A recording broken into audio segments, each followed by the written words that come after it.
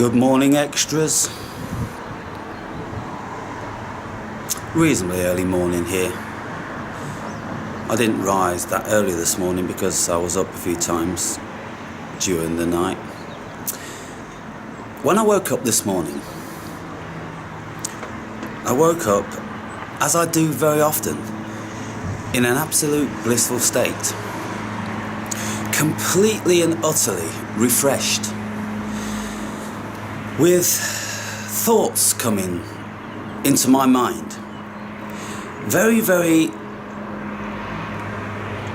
knowing thoughts. Real smart thoughts. Correct thoughts. I watch them as they come into my mind. And I go, wow, I never even thought about that. And that's so right. I agree, 100%.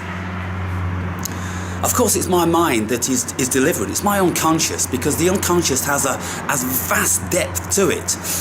It has the accumulation of all the knowledge that you've ever learnt in your life. And so it was delivering up these snippets, these one-liners of wisdom.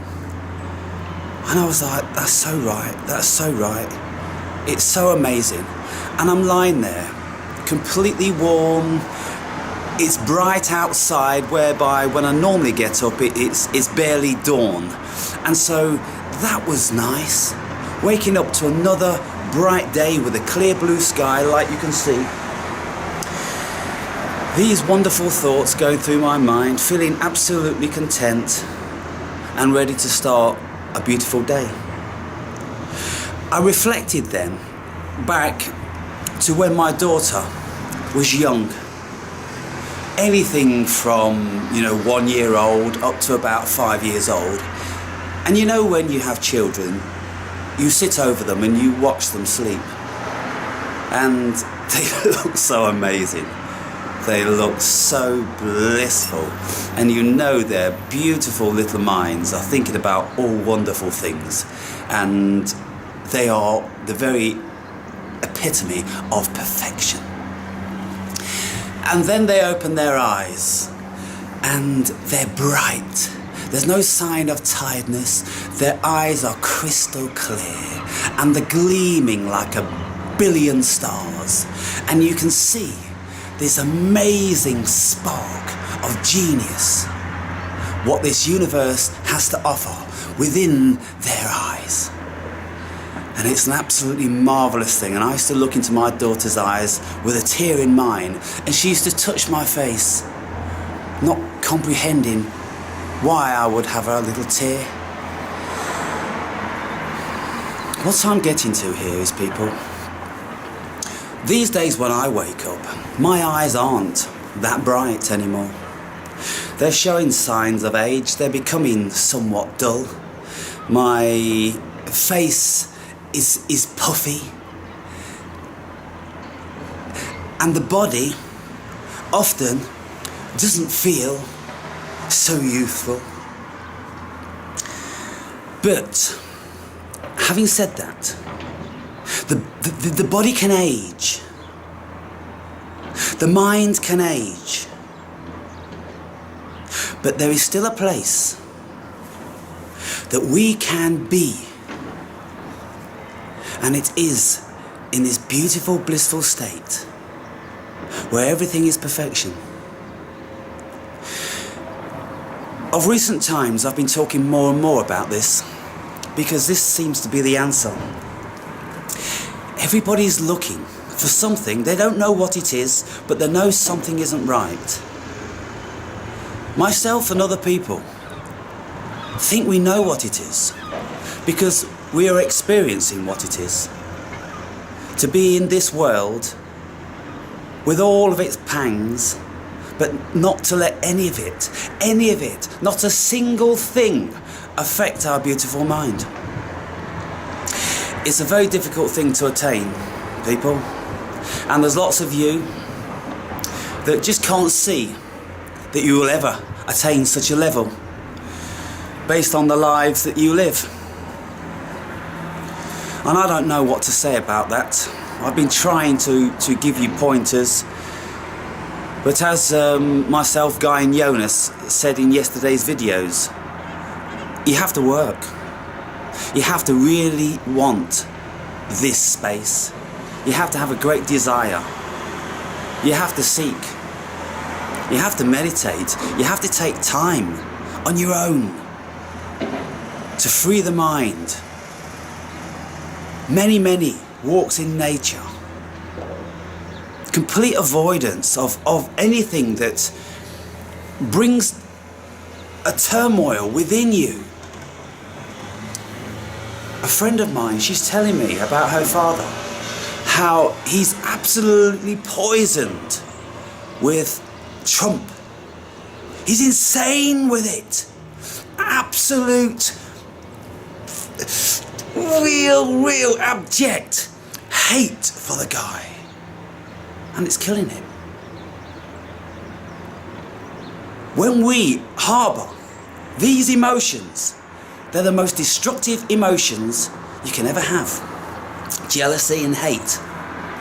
They will kill you.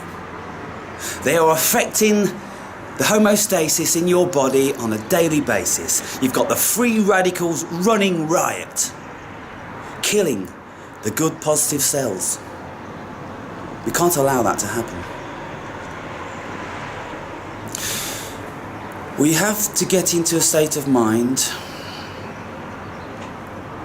where we emancipate ourselves from all of the bullshit, the stuff that just doesn't matter. A scene from the Bhagavad Gita springs to mind.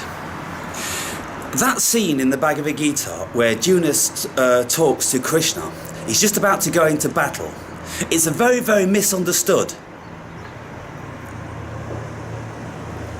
spark of wisdom. But basically what I get from it is that it doesn't matter, Junas, that you're going to go and slay men, and you may be slayed yourself. Because if you knew that this is just a dream, and this is just one scenario of a gazillion that you as eternal consciousness are going to have, then you just wouldn't be feeling these negative feelings, apprehensions and fears and confusion about it. We have to look at the bigger picture. We have to get into the bigger picture that we are eternal consciousness. And here, it's just some sort of a fucked up challenge. Rise to the challenge, face the challenge, and say, is that it? Is that what all this nonsense is about? Maybe running around buying Christmas presents for people that you barely see, but there's some guilt within you. There's something that's driving you. Oh, I've got to get this. Oh, I've got to get that. Oh, what should I get? People these days, they can't afford to buy all this shit. And when you give these presents, the chances are that it's the last thing that they ever wanted or needed. And yet we're all so trapped and embroiled into it. And we still do it. Every single year, we do it. We do it and we do it. Give it up, people. Give up all these rituals. Get your own rituals going. Get your own meditation practice going. Get your own ritual where you walk in nature every single day. Where you clear your mind. When you be present. When you're doing the housework. When you're at work. When you're doing the washing up. Whatever. Be present. And concentrate on how blissful you are. And the potential that you have.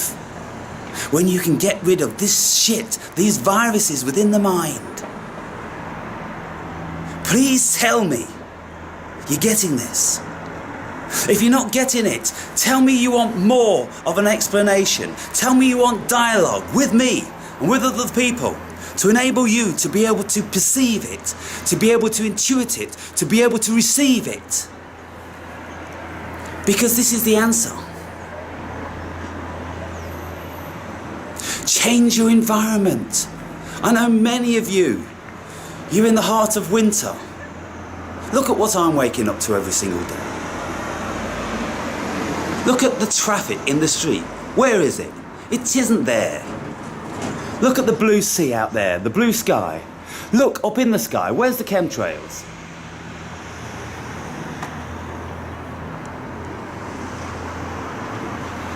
Nothing. And yet all these videos coming out of America, chemtrails all over the place, alien craft up in the sky, Trump's lying again, and Putin's coming to get us, and blah-de-blah-de-blah. It's all a trap. It's a contrivance. An absolute, complete and utter contrivance to trap your mind. And you're falling for it. What are you going to do about it? Are you going to ascend? Are you going to begin to ascend with some of us? This is what we're going to be doing in the year 2018. 2018. The mark of the beast, no less. 666. You can interpret that any way you want to. The way I interpret it is that, you see, 666 can be interpreted so many ways. And if you look into this, then you'll discover that scholars do interpret it so many ways. It is said in the Bible that 666 is the mark of the beast. What is the beast? You can say the beast is base human being. And I don't mean to say beast in, this evil way. I mean in the animalistic way. The mark of the beast. We call cows in a field beast, don't we? And so, if you look at this interpretation like that, 666 being the mark of the beast, being the mark of base human thinking, deriving from the base human brain, which is the stem brain.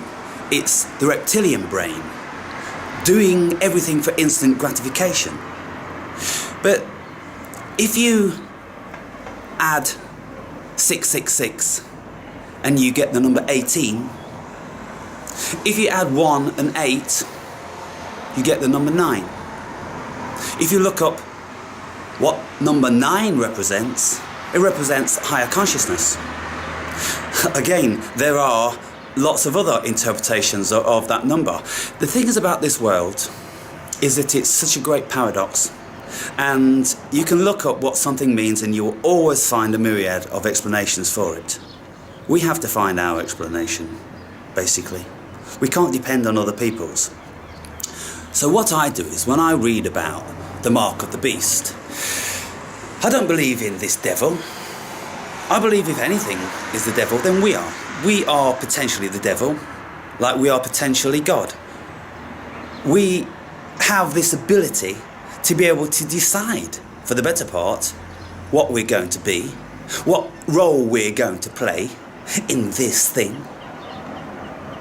We could pick up a machete and an AK-47, and we could be very beast-like, murderous and callous and heinous, or we could stand on an apple crate in the middle of a city preaching the Bible. We can choose what we want to do. So we can choose whether we want to operate from the lower echelon of what it is to be a human being, or from the higher. If we look at the higher level, when we divide 666 by 2, getting 9. If you add 18, the 1 and the 8, then you get 9. So within this 666, which is also speculated to have been a hidden code in the Bible, meaning the nefarious Caesar of the time, which was Nero. He was the beast. He was the one suppressing the Jews. And so they wrote in code. But the way I look at it, and you can look at it however you want to, but I'm doing the math here, juggling figures. Adding 1 and 8 gives you 9. It gives you the higher level of consciousness. So we have the choice then to dwell in the lower echelon of this consciousness, or to rise, to ascend to the higher level of consciousness. And so that's what I'm endeavouring to do. That's what I'm endeavouring to help you to do. To make this choice. Whether you constantly want to dwell in the land of the 666, in the instant gratification realm, in the realm of the suffering, the wailing and the gnashing of the teeth, or whether you want to dwell in the higher realm of God consciousness. Have a think about that, people. Where do you want to dwell? It's your choice. It's not their choice. It's yours. What are you going to choose? When the base mind has risen and the conscious mind, the higher self, has a confluence with the base mind, and it tells it. A little like Krishna told Junas, you don't have to worry about what the base mind is saying, because it isn't a reality. It's just an illusion. Go into battle. Do your thing. And fear not and care not. Because in the bigger picture, what you do here, really, it doesn't matter. You can object to that when you have deep feelings about family and children and things like this. But what I mean by this is, of course, enjoy your children and your family. But whenever you're challenged, the challenges don't matter. They really just don't matter. They're a part of the lower functioning of our minds. The part that generates the fear. It's your enemy. You are being compromised. It's like Junas. He's being compromised because he didn't want to go and kill these people. He knew some of those people. They are or were his fellow men. He didn't want to do that. The higher mind was attempting to override that for him and saying, just be calm. Just accept what's about to happen and just be calm with it. If we have on a level of acceptance about all the things that we think are bothering us, then you'll see that they just drift away. Let's enter into a dialogue about this, people and friends, because we're getting somewhere now in the Awake and Brave. Lots of people around the world now are saying, but what do we do about it? How do we address all these things? You don't address it out there, because out there is an illusion, because every single thing that happens is happening in here. You hear the world in here, you see the world in here, you feel the world in here. It's all going on in here. So why should we try to change what's going on inside here out there? It doesn't make sense, does it? We've got to change what's going on in here in here. And we do that by many ways. And I've spoken about these ways very often. So we have to try to grasp these ways, and we have to try to set aside what is going on out there. It's nonsense. The only thing of any importance is what's going on inside here and inside here. Bringing these two together into a confluence, that's when your humanism is at its greatest height. That's when you are most settled. That's when you have the greatest inner standing, when you can do that. But if you let them control this, you will never find that confluence. If you think that your world is out there, you will never find this confluence. Your world is in here. And so start to think about that a little bit more.